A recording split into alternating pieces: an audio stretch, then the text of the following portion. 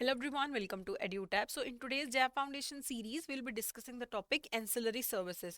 तो bank basic services क्या provide करता है कि आपको अगर बैंक में पैसे जमा करवाने आप करवा सकते हैं, लोन लेना है आप ले सकते हैं, लेकिन इसके अलावा there are a lot of other services that are provided by the banks. तो उसमें से सबसे मेजर एक सर्विस जो है वो है रेमिटेंसेज। अगर मुझे कहीं से पैसे रिसीव करने हैं या मुझे कहीं पैसे भेजने हैं, I can take the help of the bank.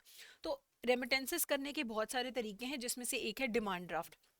अगर मुझे आपको पेमेंट करनी है तो मैं अपने बैंक को पेमेंट करके डिमांड ड्राफ्ट बनवा लूंगी और वो डिमांड ड्राफ्ट मैं आपको दे दूंगी।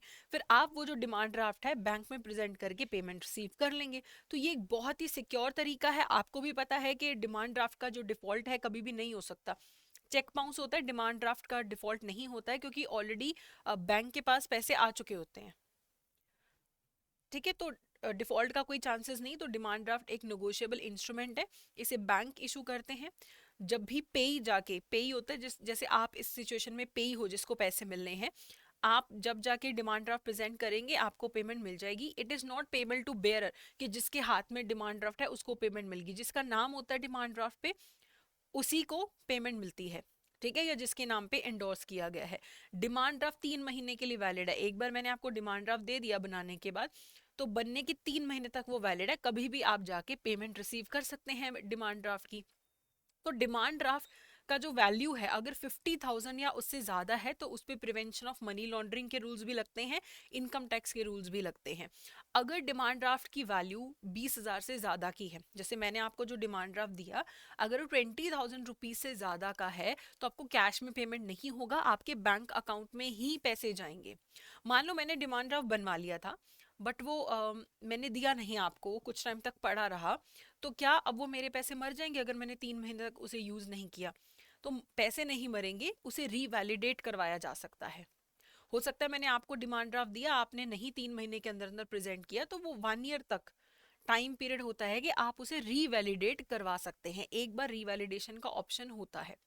ठीक है, तो किसी भी ब्रांच पे जाके बैंक के आप ये डिमांड ड्राफ्ट प्रेजेंट कर सकते हैं। जो उसकी क्लियरिंग होगी वो उस बैंक के, जिस बैंक ने इशू किया है डिमांड ड्राफ्ट, उस बैंक के किसी भी ब्रांच में वो डिमांड ड्राफ्ट क्लियर हो सकता है। जैसे आपको मैंने दिया, आपने अपने बैंक को प्रेजेंट किया, बैंक मेरे जो बैंक है उसकी किसी भी ब्रांच से वो चेक को, डिमांड ड्राफ्ट को क्लियर करवा लेगा। ओके। इसके मिलता जुलता ही एक है बैंकर्स चेक या पे ऑर्डर। ये नॉन नेगोशिएबल इंस्ट्रूमेंट होता है, इसमें डिसऑनर होने का कोई चांस नहीं है। सेम अगर हम इस सिचुएशन में जाएं, अगर यहाँ पे भी बैंकर्स चेक होगा तो इसमें क्या होगा, यहाँ पे भी मैं अपने बैंक को पेमेंट करूंगी और बैंकर्स चेक बनवा लूंगी, यानी कि ऑलरेडी बैंक के पास पेमेंट आ गई है तो डिफॉल्ट के कोई चांसेस नहीं है यहाँ पे। फिर मैं आपको दे दूंगी वो बैंकर्स चेक। ठीक है, लेकिन बैंकर्स चेक भी 3 महीने के लिए वैलिड है, डिमांड ड्राफ्ट भी 3 महीने के लिए वैलिड है।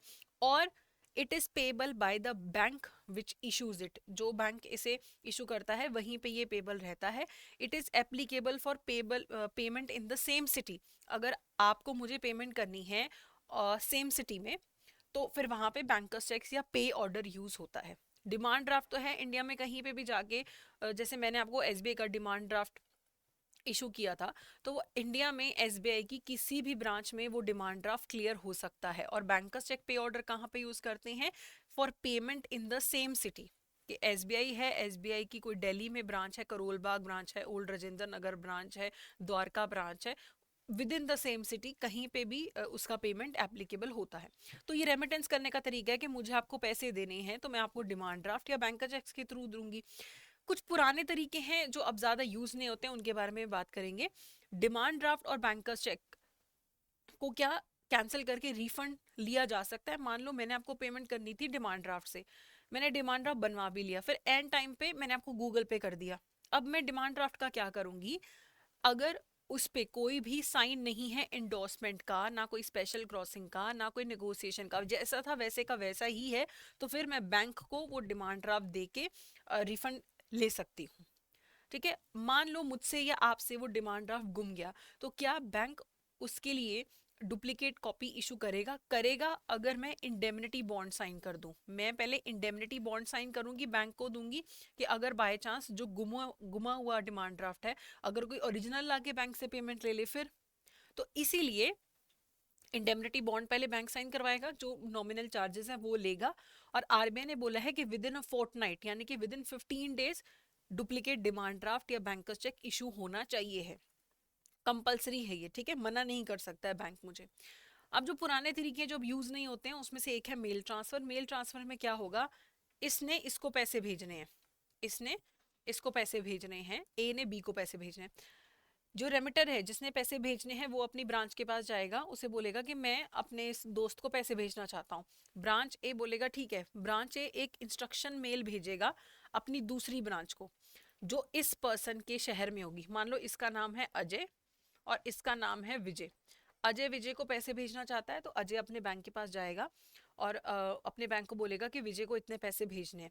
तो जिस शहर में विजय है, ब्रांच ए अपने उस शहर की ब्रांच को इंस्ट्रक्शन मेल भेजेगी कि विजय को पैसे दे दिए जाए। तो मेल के थ्रू इंस्ट्रक्शन जा रही है। तो आजकल तो सब कुछ ऑनलाइन होता है रेमिटेंसेस, तो ये इंस्ट्रक्शन मेल भेजना एक स्लो प्रोसेस है, ये अब नहीं यूज होता है, ठीक है।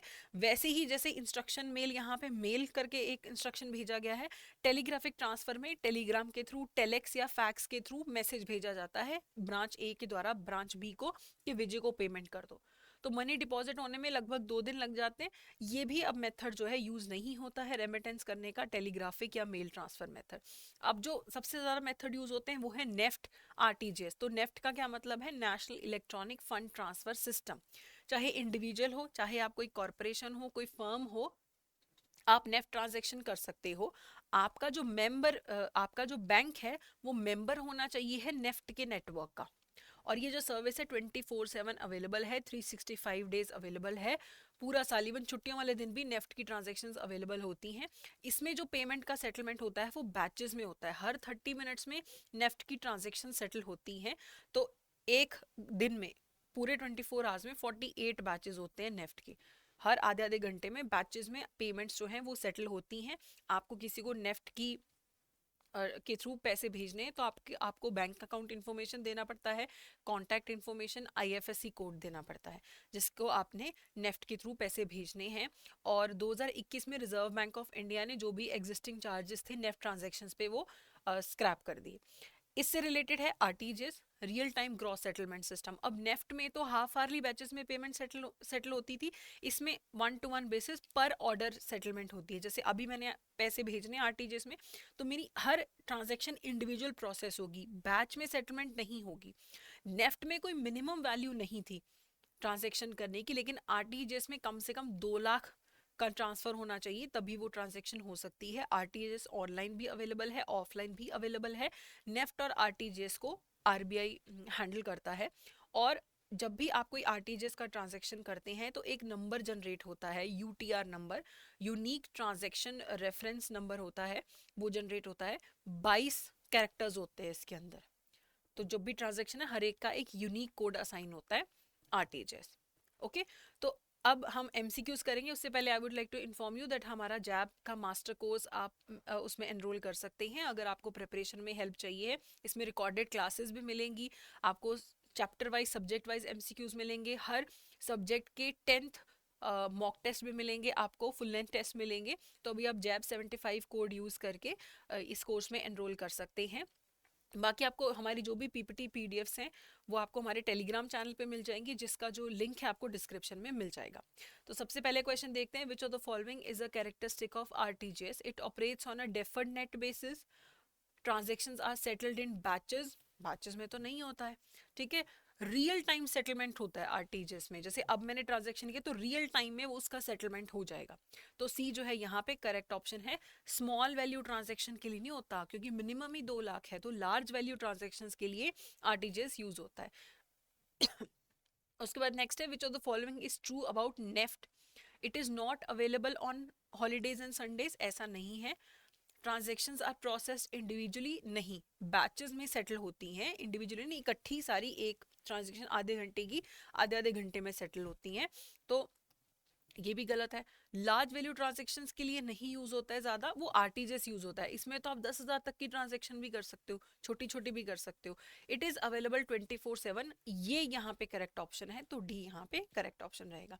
Next is which regulatory body overseas RTGS transactions in India, SEBI, RBI, ministry of finance या फिर ऑल ऑफ द अबव। तो यहाँ पे करेक्ट आंसर क्या है, B Reserve Bank of India. चलिए अगला है, in case of demand draft payment above rupees dash is credited to bank account only. इसका आंसर आप मुझे कमेंट सेक्शन में देंगे। डिमांड ड्राफ्ट का पेमेंट कितने से ज्यादा का होता है जो आपके सिर्फ बैंक अकाउंट में जाएगा, कैश में आपको पेमेंट नहीं मिलेगा, 20,000, 50,000, 10,000 या फिर 1 लाख रुपीज। ओके, तो इसका आंसर आप मुझे जरूर कमेंट सेक्शन में दीजिएगा। सो ये था हमारा आज का session. Thank you so much.